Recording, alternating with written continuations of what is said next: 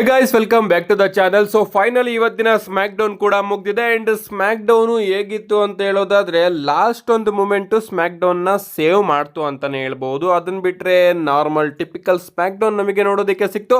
ಏನೇನಾಯ್ತು ಇವತ್ತಿನ smack down ಅಲ್ಲಿ ಅಂತ ಸಂಪೂರ್ಣ ಮಾಹಿತಿನ ತಿಳಿಸ್ಕೊಡ್ತೀನಿ. ವಿಡಿಯೋ ತುಂಬಾ ಇಂಟ್ರೆಸ್ಟಿಂಗ್ ಆಗಿರುತ್ತೆ. ಬನ್ನಿ ವಿಡಿಯೋನ ಶುರು ಮಾಡೋಣ. ಶೋನ ಓಪನಿಂಗ್ ಅಲ್ಲಿ ನಮಗೆ ಬ್ಯಾಕ್ ಸ್ಟೇಜ್ ಅಲ್ಲಿ ಡೇಮಿಯನ್ ಪ್ರೀಸ್ಟ್ ಹಾಗೆ ಡ್ರೂ ಮ್ಯಾಕೆಂಟೈರ್ ಅವರ ನಡುವೆ ಒಂದು ಬ್ರಾಲ್ ನೋಡೋದಕ್ಕೆ ಸಿಗುತ್ತೆ. ಬಟ್ ಸೆಕ್ಯೂರಿಟಿ ಗಾರ್ಡ್ಸ್ ಗಳು ಹಾಗೆ ಅಫಿಷಿಯಲ್ಸ್ ಗಳು ಬಂದು ಇವರಿಬ್ರು ಕೂಡ ದೂರ ಮಾಡ್ತಾರೆ. ಇದಾದ್ಮೇಲೆ ಶೋನ ಮೈನ್ ಓಪನಿಂಗ್ ನೋಡೋದಕ್ಕೆ ಸಿಗುತ್ತೆ. ಸ್ಟಿಫನಿ ಸ್ಟಾಟನ್ ಅವರ ಎಂಟ್ರಿ.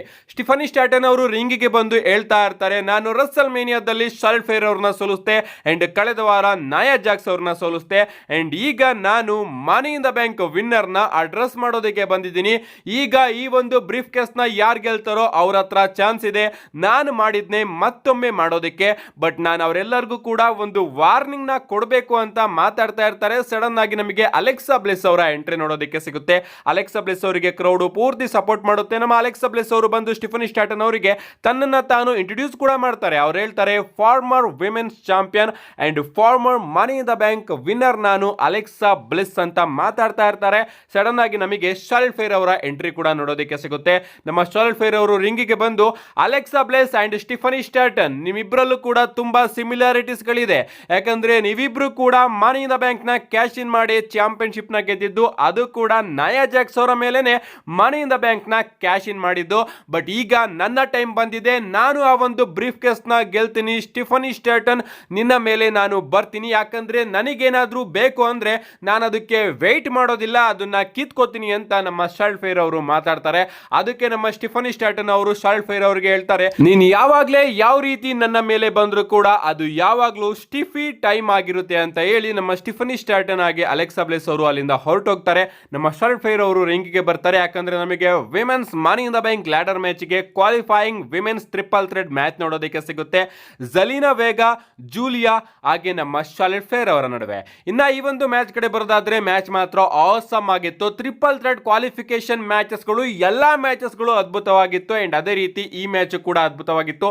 ಎಂಡಿಂಗ್ ಮೂಮೆಂಟ್ ಅಲ್ಲಿ ನಮ್ಮ ಶಾರ್ಲಟ್ ಫ್ಲೇರ್ ಅವರು ವೇಗಾ ಅವರ ಮೇಲೆ ಫಿಗರ್ 8 ಲಾಕ್ ನ ಕನೆಕ್ಟ್ ಮಾಡಿರ್ತಾರೆ. ಬಟ್ ವೇಗಾ ಅವರು ಟ್ಯಾಪ್ ಮಾಡೋದಕ್ಕಿಂತ ಮುಂಚೆನೆ ಜೂಲಿಯಾ ಅವರು ಟಾಪ್ ರೋಪ್ ಮೇಲಿಂದ ಸ್ಟಾಂಪ್ ನ ಕನೆಕ್ಟ್ ಮಾಡಿಬಿಡ್ತಾರೆ ಅಂಡ್ ಶಾರ್ಲಟ್ ಫ್ಲೇರ್ ಅವರು ರಿಂಗ್ ಇಂದ ಹೊರಗಡೆ ಬಿದ್ದೋಗ್ತಾರೆ.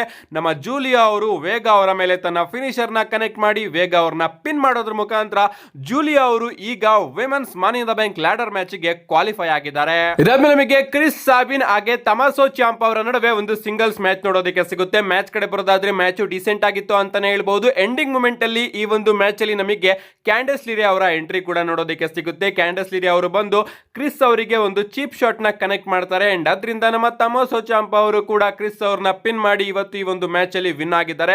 ಅಂಡ್ ಗೆದ್ದ ಮೇಲೆ ನಮ್ಮ ತಮಾಸೋ ಚಾಂಪ, ಜಾನಿ ಗ್ಯಾರ್ಗೆನೋ ಹಾಗೆ ಕ್ಯಾಂಡಸ್ ಲಿರೆ ಅವರು ಸೆಲೆಬ್ರೇಟ್ ಮಾಡ್ತಾ ಇರ್ತಾರೆ. ಮತ್ತೆ ಈಗ ನಮ್ಮ ಕ್ಯಾಂಡಸ್ ಲಿರೆ ಅವರು DIY ಅವರ ಜೊತೆ ಅಫಿಷಿಯಲ್ ಆಗಿ ಸೇರ್ಗಡೆ ಆಗಿದ್ದಾರೆ. ಇದಾದ್ಮೇಲೆ ನಮಗೆ ಡೇಮಿಯನ್ ಪ್ರೀಸ್ಟ್ ಅವರ ಎಂಟ್ರೆನ್ಸ್ ನೋಡೋದಕ್ಕೆ ಸಿಗುತ್ತೆ. ಎಂಟ್ರೆನ್ಸ್ ಅಲ್ಲೇ ಮತ್ತೊಮ್ಮೆ ನಮ್ಮ ಡೇಮಿಯನ್ ಪ್ರೀಸ್ಟ್ ಹಾಗೆ ಡ್ರೂ ಮ್ಯಾಕೆಂಟೈರ್ ಅವರ ನಡುವೆ ಮತ್ತೊಮ್ಮೆ ಬ್ರಾಲ್ ನೋಡೋದಕ್ಕೆ ಸಿಗುತ್ತೆ. ಆದ್ರೂ ಕೂಡ ಈಗ ಮತ್ತೊಮ್ಮೆ ಸೆಕ್ಯೂರಿಟಿ ಗಾರ್ಡ್ಸ್ ಗಳು ಬಂದು ಇವರಿಬ್ರು ಕೂಡ ದೂರ ಮಾಡ್ತಾ ಇರ್ತಾರೆ. ಇಡೀ ಕ್ರೌಡ್ ಲೆಟ್ ದೆಮ್ ಫೈಟ್ ಅನ್ನೋ ಒಂದು ಚಾಂಟ್ ನ ಮಾಡ್ತಾ ಇರುತ್ತೆ. ಬಟ್ WWE ಅವರು ಈ ಒಂದು ಫೈಟ್ ನ ಸಾಟರ್ಡೆ ನೈಟ್ ಮೈನ್ ಇವೆಂಟ್ ಗೋಸ್ಕರ ಸೇವ್ ಮಾಡ್ತಾ ಇದ್ದಾರೆ.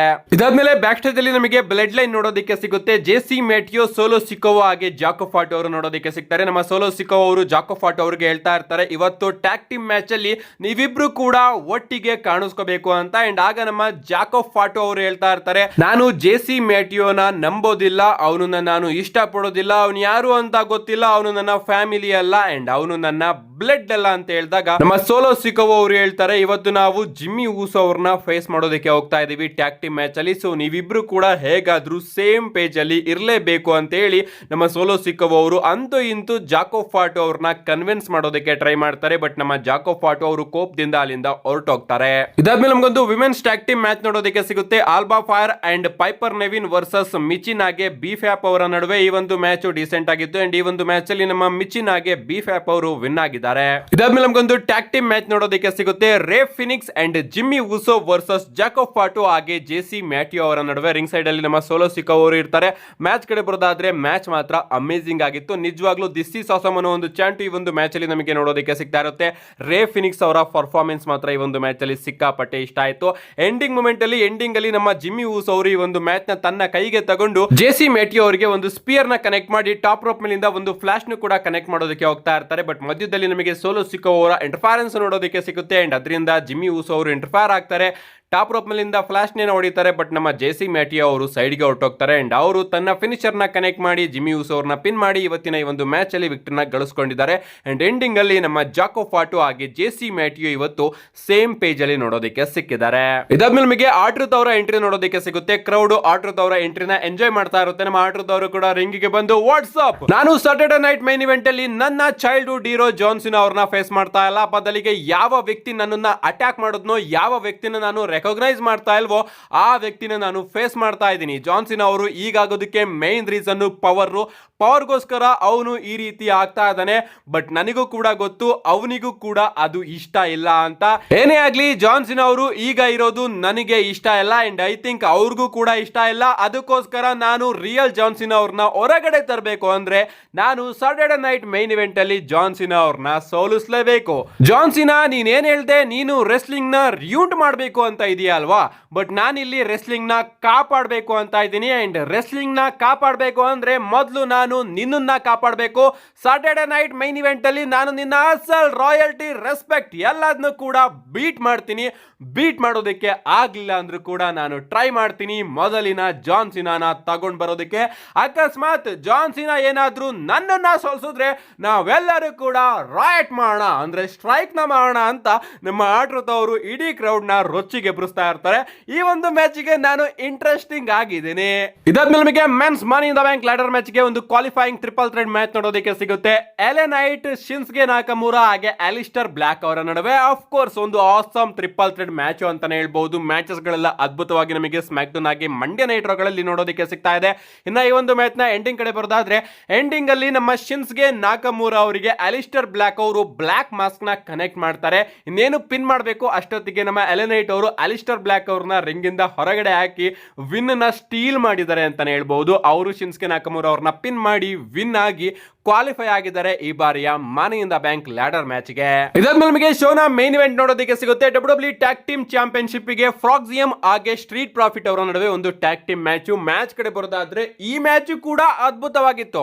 ಎಸ್, ನೀವೆಲ್ಲರೂ ಕೂಡ ಹೇಳ್ತಾ ಇರ್ತೀರಲ್ಲ ನನಗೆ AEW ಕಂಪನಿನ ನೋಡಬೇಕು, AEW ಕಂಪನಿಯಲ್ಲಿ ಮ್ಯಾಚಸ್ ಗಳು ಮಾತ್ರ ಸಿಕ್ಕಾಪಟ್ಟೆ ಇರುತ್ತೆ ಅಂತ.